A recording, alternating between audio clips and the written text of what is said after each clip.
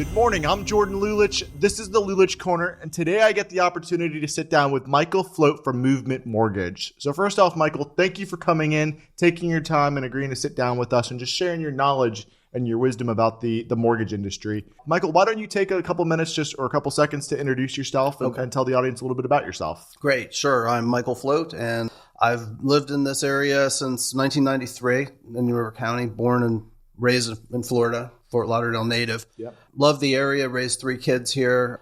Wouldn't want to live anywhere else in Florida. It's a gem. It's a great area. Absolutely. And we're growing along with it, and it's a good place to be. And you've been right here in Sebastian and your office is off 512, right? 512 in right Sebastian in the Commerce Center. Okay. Yes. And how long have you been in the mortgage business for? I've been overall in banking for 40 years. And I started doing mortgage in the early 90s, back in my first union days. I don't know if you remember First Union or not. But no. Yeah. And I did work in banking for many years. And I learned that there's different types of lenders in our business, banks, brokers.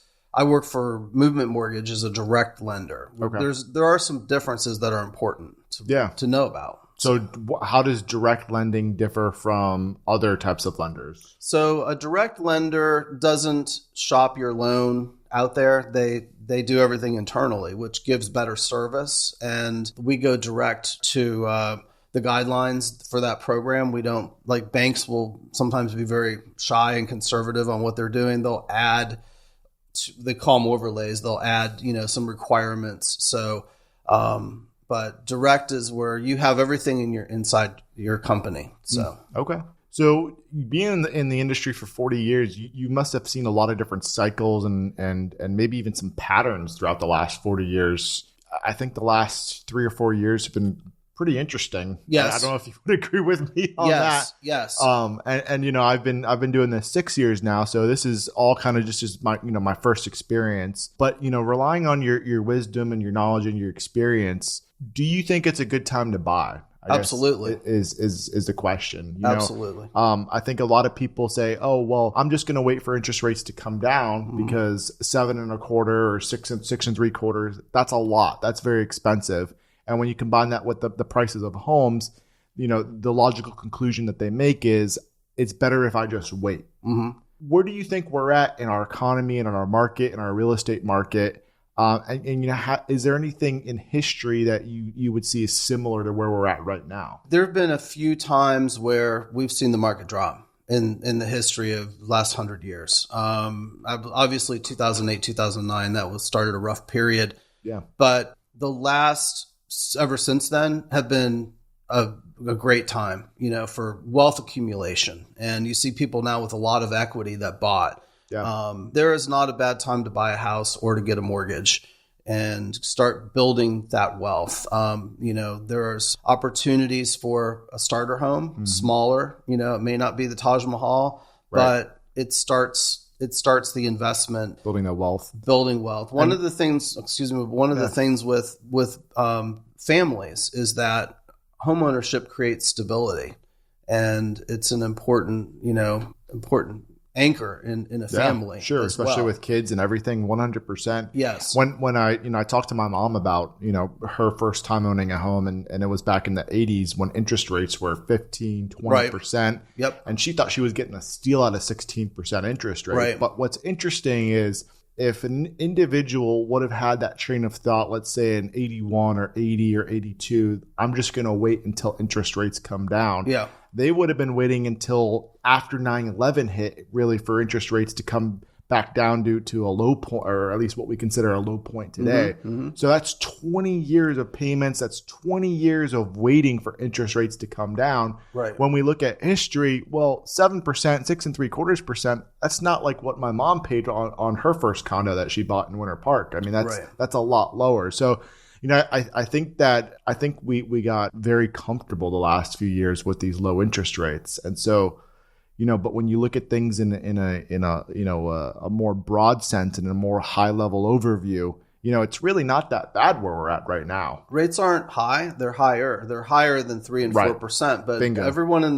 the real estate business knows right now that there's not going to be any time soon where we're going to see 3 or 4%. No. But But if a miracle happens and we do, we can refinance and, we can save a couple $100 a month on the payment.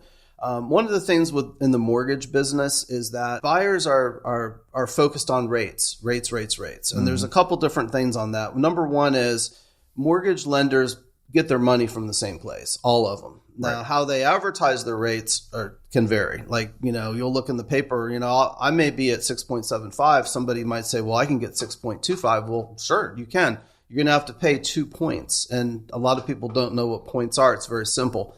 A point is 1% of the loan amount. Right. So, a $300,000 loan, 2 points, that's $6,000 that you're paying to get a lower rate. As far as rates go, the other thing that you run into with rates is that, there's a lot of people that have 3 and 4% rates on their mortgage, but they owe $50,000, $60,000 on their credit cards at, 22% or whatever.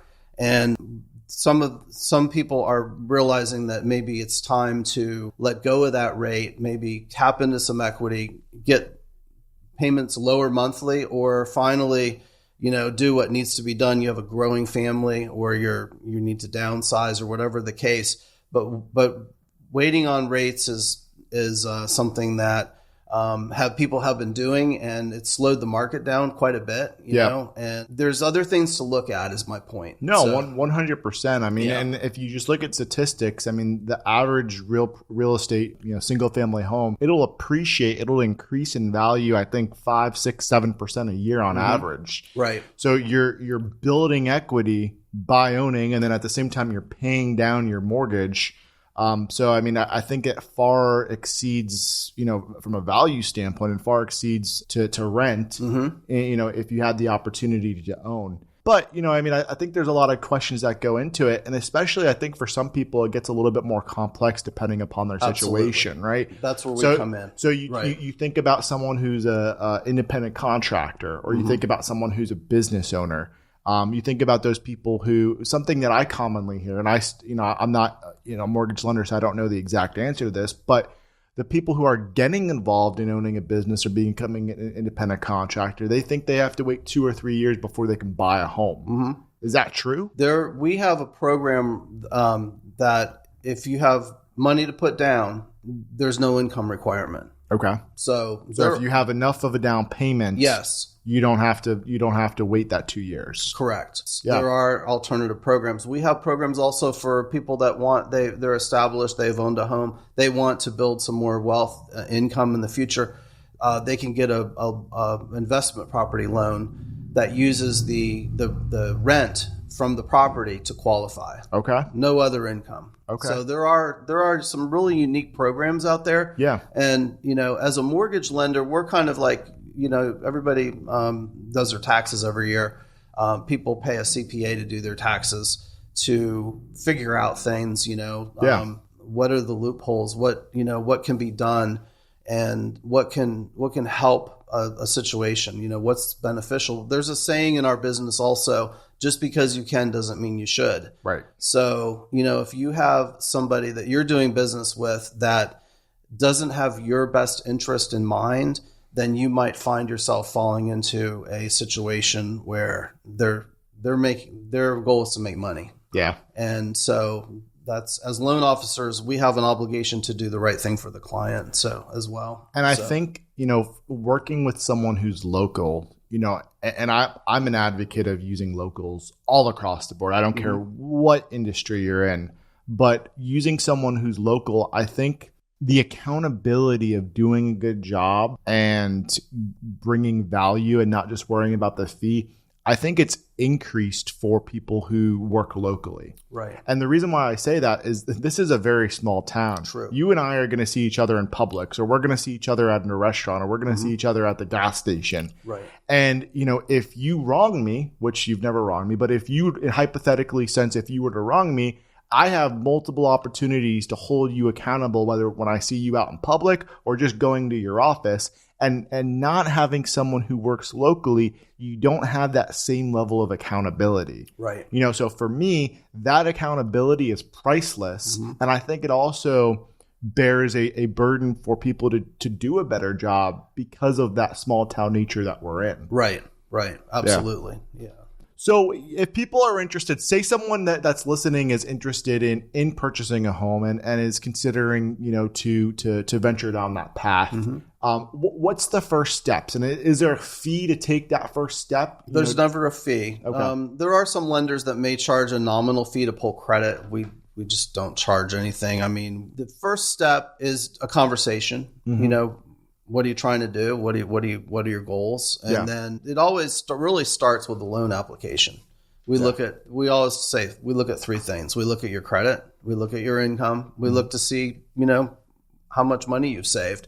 And starting July 1st, for first-time home buyers, I just want to plug this. Hometown Heroes is coming out. They have $100 million to give to borrowers to use to buy houses. And they'll give 5% of the loan amount. So if somebody's buying a $400,000 house, they're getting $20,000. There's no payment. There's no interest. There's some criteria that they have to meet. Right? There is. Yeah. They have to be a full-time employee here in the state by a company that's based, or they have to operate in Florida. And then is there an income limit? There are income limits. They're very generous, though. Yeah. So they're much easier going than some of their traditional bond programs, they call them. So it's free money to help bridge that gap in order to get in your first home. I think that's a great opportunity for people who are buying their first homes.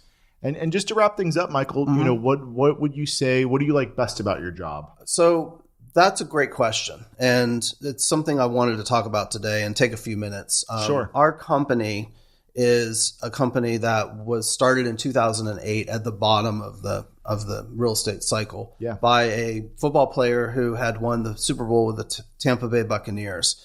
He got back on the airplane after winning the Super Bowl, and the coach said, "Hey guys, we did it. We're going to do it again next year." And he sat down in the plane and he looked and he thought for a minute and he said, I've done this. I've accomplished this. I've won the Super Bowl with my team, the Tampa Bay Buccaneers. He said, I want to do something that's going to help people. And he started a mortgage company. It's like his friends thought he was crazy. Yeah, what are you going to help people with a mortgage company? Yeah. But he started the company with a realtor from California who really engineered amazing systems within our company to get things done quickly. We'd have the 671 program, which is 6-hour underwriting, 7-day processing, 1-day closing. That's never changed even throughout the busy times and everything.